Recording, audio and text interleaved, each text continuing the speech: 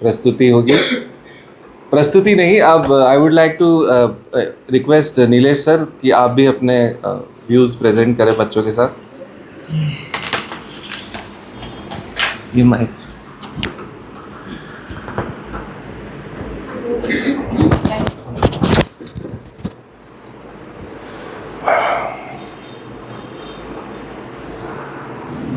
Our flag does not fly high because the wind blows it. It flies high with the breath of each soldier who died protecting it. ना हमारा ध्वज इसलिए नहीं लहराता क्योंकि हवा उसे लहराती है। हमारा ध्वज उस सैनिक की अंतिम सांस से लहराता है जिसने इसकी रक्षा के लिए अपने प्राणों की आहुति दे दी। एक और है, जब तू शहीद हुआ होगा, जब तू शहीद हुआ होगा, जाने कैसे तेरी माँ सोई होगी। जब तू शहीद हुआ होगा, जाने कैसे तेरी माँ सोई होगी, पर एक बात तो तय है, तुझे लगने वाली गोली भी 100 बार रोई होगी। आप सब लोगों को 80th इंडिपेंडेंस डे की बहुत बहुत बधाई। एंड मैं जब आप सब लोग बोल रहे थे तो मेरे दिमाग में भी थी कि मेरी भी स्क्रिप्ट का टर्न आएगा, और जैसे जैसे मैं आप लोगों को सुनता जा रहा था मेरी स्क्रिप्ट चेंज होती जा रही थी, है ना। पहले शेष ने कुछ बोला तो फिर मैंने कुछ पॉइंट लिखा, फिर दीपांकर ने कुछ बोला, फिर तुराने ने कुछ बोला, फिर ओजस ने कुछ बोला। So lot of value additions deletions was happening. थोड़ा सा हम ताली बजाने में कंजूसी करते हैं, ये मुझे एक चीज़ का रियलाइज़ हुआ। और जो लोग ताली बजाने में कंजूसी करते हैं वो अगले जन्म में सिर्फ इसलिए पैदा होते हैं।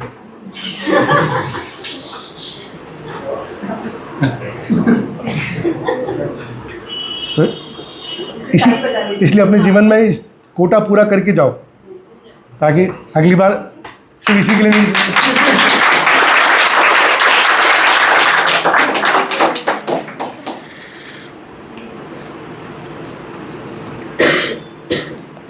ये जो प्लेटफॉर्म्स हैं, ठीक है, this not a very massive platform.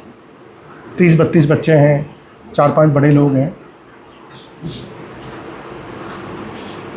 The biggest regret in your life as you grow up, not to try it. मौका था, दिमाग में कुछ आया भी था, लेकिन ये सोचता रहा शायद रेडी नहीं हूँ, शायद तैयार नहीं हूँ, लोग क्या सोचेंगे। That is the biggest regret in the life.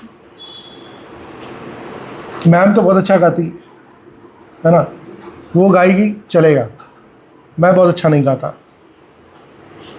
लेकिन शुरू के मतलब ऑलमोस्ट 20 से 40 ईयर्स वाली एज में मैं कभी पार्टीज़ में जाता था, फंक्शन में जाता था, मन बहुत करता था यार लोग गा रहे हैं यार मैं भी गा सकता हूँ, लेकिन कभी कहने की हिम्मत नहीं होती थी। पर अभी मैंने एक चेंज किया है, मैं किसी पार्टी में जाता हूँ, मैं गाता हूँ, कोई बुरा माने अच्छा माने, मैं गाता हूँ क्योंकि मेरा मन करता है। मेरी आवाज़ अच्छी हो या नहीं उससे फ़र्क नहीं पड़ता, मेरा मन करता है और मुझे प्लेटफॉर्म दिया गया है। I am not going to miss out. So ये एक प्लेटफॉर्म मुझे लगता है सबको मिलता है। एंड अपॉर्चुनिटीज़ कभी भी अपॉर्चुनिटीज़ की फॉर्म में नहीं आती। वो कभी ये कह के आती नहीं कि मैं अपॉर्चुनिटी हूँ, वो हमेशा चैलेंज की फॉर्म में आती है। It is up to you to grab it, to utilise it, to exploit it. You never know. ये अपॉर्चुनिटीज़ है, छोटी छोटी अपॉर्चुनिटीज़ है, कुछ नहीं टाइम लगता, तैयारी करो, बोलो, कोई बात नहीं, कोई परफॉर्म करो, कौन क्या किसको जज करने वाला है। It's a very small platform, but you never no कौन सा टैलेंट कब निकल के बाहर आ जाए। तो बहुत डाइवर्सिफाइड बात हुई कि हम लोग आज़ाद नहीं हैं।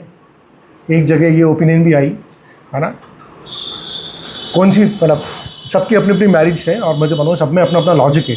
कोई एक सोच है, बहुत स्ट्रॉन्ग सोच है कि भाई हमें देश से है ना अंग्रेज़ों से आज़ादी मिल गई, लेकिन हम अभी भी बहुत सारी चीज़ों में बंधे हुए हैं, ठीक है। और दूसरी तरफ है कि भाई आपको आज़ादी तो मिल गई, अब करना है जो करी। Both are divergent views and both are true in their own sciences. यहाँ पर एक गुस्सा बड़ा दिखता है मुझे, ठीक है, जो जंतर मंतर पे गुस्सा दिख रहा था वो इन स्पीचेस में भी दिख रहा है, ठीक है। एंड जैसा कि मैम ने बोला है कि गुस्सा जायज़ है, the only thing is the language has to be civilised enough, है ना, language has to be civilised, everybody has a right. And जो हुआ है पिछले कुछ सालों में वो वास्तव में बहुत गड़बड़ था पेपर लीक को लेकर। मुझे मालूम है कि 98 में मैं ग्रेजुएट होकर बाहर निकला था, and the moment the first opportunity came, air force opportunity, मैंने किसी और अपॉर्चुनिटी के बारे में सोचा भी नहीं, कोई कैलकुलेशन नहीं करेगी किस में पेमेंट ज़्यादा मिलेगा, किस में सैलरी ज़्यादा मिलेगी, किस में पग ज़्यादा मिलेंगे। यार वो बहुत लाइफ लॉन्ग ड्रीम था कि यार भारतीय वायुसेना में जाने का मिल रहा है, मैं चला गया उसमें, 6 years वहाँ बिताए। It was its own experience, बहुत लर्निंग हुई, बहुत टफ लाइफ भी देखी, इन्जॉय भी किया। एंड वापस जब सिविल में आया 2005 में, 2006 में, तो शुरू के 1-2 साल बड़ी दिक्कत आई, एडजस्टमेंट करने में बहुत दिक्कत आई। इनफैक्ट ये जो मकान लिया गया था ये सिर्फ इस वजह से लिया गया था, हमारा पूरा फैमिली उधर रहता था विज्ञान नगर की तरफ, जहाँ पर कोचिंग चलती ना, हमारी सारी फैमिली वहाँ रहती थी, लेकिन मैं उधर नहीं रह पाया बिकॉज वो सिविल लाइफ मुझे एडजस्ट नहीं हो रही थी। तो ये मकान जानबूझ के लिया गया ताकि मैं आर्मी के पास में रहूँ, जस्ट टू बिलोंगिंगनेस मेरी इतनी थी कि रोज़ शाम को मुझे वहाँ जाना है, रोज़ क्लब में जाना है, रोज़ वहाँ के लोगों से मिलना है, मुझे सिविलियंस लोग अच्छे नहीं लगते, इस चक्कर में मकान खरीदा गया था, ठीक है। बट इवेंचुअली आप जिस कल्चर में रह रहे होते हैं, आप you become used to that, आपको ऐसा इशू नहीं होता। हाँ, शुरू के 2-3 साल बड़ी दिक्कत आई थी। And as a young kid मैं जब स्कूल में पढ़ता था मुझे तो बड़ा शौक होता था ये 15 अगस्त और 26 जनवरी मनाने का, मुझे बड़ा शौक होता था। प्राइमरीली छोटी क्लास में तो शौक होता था क्योंकि मुझे नुक्ती मिलती थी। नुक्ती समझते हैं आप? आई डोंट नो मतलब कितने लोगों को क्रेज होता होगा। और हम पढ़ाई में थोड़े से अच्छे थे, ठीक है, तो जो पढ़ाई में अच्छे होते थे उनको है ना प्रिंसिपल सर एक दिन पहले बुलाते थे, 15 अगस्त के एक दिन पहले बुलाते थे, उनको जिम्मेदारी देते थे नुक्ती पैक करने की। ये बहुत बड़ी बात थी हमारे लिए कि हम नुक्ती पैकिंग टीम में हैं।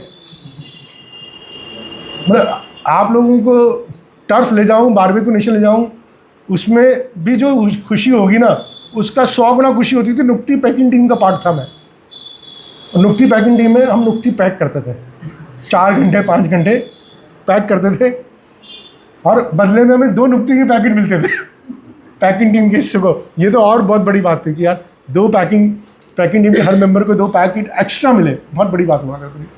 सो ऑब्वियसली हमेशा वो टेम्पो हमेशा ऐसा रहता था कि यार कुछ करना है ना, बड़ा गाने सुनते थे, पेट्रियोटिक सॉन्ग सुनते थे, एक अंदर एक अजीब सी फीलिंग आती थी, बड़ी पॉजिटिव सी वाइब्स आती थी। एंड मुझे लगता है कि ये पॉजिटिविटी हमेशा अपनी लाइफ में मेंटेन करने है। ओवर ए पीरियड टाइम कई बार हमारे आसपास बहुत सारी चीज़ें नेगेटिव हो रही होती है और हम उससे बहुत जल्दी इम्पैक्ट हो जाते हैं, चाहे वो पेपर लीक हो, चाहे वो करप्शन हो, चाहे वो कास्ट बेस्ड पॉलिटिक्स हो। There are hell lot of reasons to feel demotivated, there are hell lot of reasons. दुनिया में कुछ सही नहीं चल रहा, माँ बाप ढंग से बात नहीं कर रहे, है ना, नीलेश ने हमारी पूरी फ्रीडम कटेल कर रखी है, जैसे तो अतुल्य ने बोला, ठीक है ना, वो बोल नहीं पाया बेचारा। He was about to say freedom to use mobile, freedom to use laptop, freedom not to do homework, है ना। तो in spite of all this thing हमें अपना इंटरनल मोटिवेशन बहुत हाई चाहिए। बिकॉज अभी बताऊँ आपके पास, आपको लगता है कि आपके चैलेंजेस बहुत ज़्यादा है, ऑब्वियसली आपकी एज के हिसाब से आपके चैलेंजेस बहुत ज़्यादा है, but the moment you step out of the real world, the moment you step out of the real world, जहाँ आपको अपने आप सर्वाइव करना है, अपने आप सब कुछ करना है ना, तब लगेगा यार मैं किन चीज़ों को लेके परेशान था, क्या कर रहा था मैं। मेरे माँ बाप मुझे पैसा दे रहे हैं, मुझे सिर्फ पढ़ना है, मुझे ये चिंता नहीं है कि आज शाम की रोटी कहाँ से आएगी, मुझे ये चिंता नहीं मेरी बुक्स के पैसे कौन देगा, मेरे स्कूल की फ़ीस कौन देगा, मेरी कोचिंग फीस, इस बात की चिंता ही नहीं है। कितने प्रिविलेज लोग हैं, इतने ऐसे इस पूरे भारतवर्ष में कितने ऐसे लोग होंगे जो प्रिविलेज हैं इस बात को लेके कि मुझे इस बात की तो चिंता ही नहीं है, बेसिक रोटी कपड़ा मकान की तो मुझे चिंता ही नहीं है। हम 15 अगस्त मना रहे हैं, 15 अगस्त मनाते मनाते झंडा रोन करते हुए नीचे देखा 10 मजदूर काम कर रहे हैं, उनके लिए कोई 15 अगस्त नहीं है। वो सुबह 6 बजे से उन्होंने जो आरसीसी का कंक्रीट डाला ना, उसकी शटरिंग निकाल रहे हो। उनके लिए कोई 15 अगस्त नहीं, उनके बच्चों के लिए कोई 15 अगस्त नहीं है। सो पहली बात है कि we need to be grateful.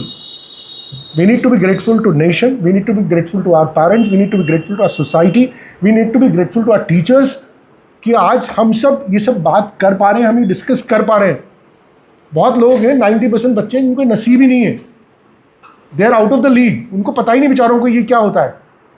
So any change will come when we start accepting, when we start being grateful. जो हमें मिला हुआ है बहुत है। ऑब्वियसली जस्टिस नहीं है, पेपर लीक है, सब गड़बड़ मैं मानता हूँ, but first thing is the feeling grateful. So that's all from my side. I hope किसी को मैंने कवर, हाँ सब कवर हो गया। एंड आज वी हैव अ वेरी, सबसे यंगेस्ट स्टूडेंट हमारा ओजस है ना, he is the youngest student of क्राइंजा, क्लास 6। इसकी भी बहुत अच्छी परफॉर्मेंस रही। तो दैट्स ऑल। और मैं सभी बच्चों ने जिन्होंने भी परफॉर्म किया यहाँ पर और जिन्होंने सुना, सबके लिए from bottom of my heart, teachers सब लोग यहाँ पर आए, मेरा बहुत बहुत इस्तकबाल, धन्यवाद। आप लोग यहाँ पर आए, बहुत मुश्किल है आज की तारीख में 1 घंटे तक बच्चों को बिठा के रखना, ठीक है। दिस इज़ रियली टफ, है ना। समटाइम होता है ना कि बोर्डम से बहुत क्रिएटिविटी आती है। आप में से यहाँ पर 8-9 परफॉर्मेंस हुई, किसी को 2 अच्छी लगी होगी, किसी को 3 अच्छी लगी होगी, 5 में तो आपने क्यों बोर कर रहा है यार, जल्दी से जल्दी निकल जाओ, मन में ये विचार आया होगा। बट यू टू, है ना, लिव विद इट। क्या बैठना है, 1 घंटे बैठना है। And this is so important कि हमें जीवन में कोई चीज़ अच्छी लगती है, कोई चीज़ ख़राब लगती है, बट वी हैव टू, कुछ चीज़ों को हमें, है ना, एंड्योर करना पड़ता है, अपनी कैपेसिटी डेवलप करनी पड़ती है। तो आप सब लोगों ने आज 1 घंटे वो कैपेसिटी डेवलप करी है, तो you should feel very empowered. And हम लोग यहाँ पर ब्रेक लेंगे और we arrange a special lunch today. If all goes well, weather permits, तो हम छत पे लंच करेंगे, है ना। अगर वेदर में कुछ गड़बड़ होता है तो जिस जगह हम लंच करते हैं वहीं पे लंच करेंगे, ठीक है। So once again wishing you very happy Independence Day and all the best.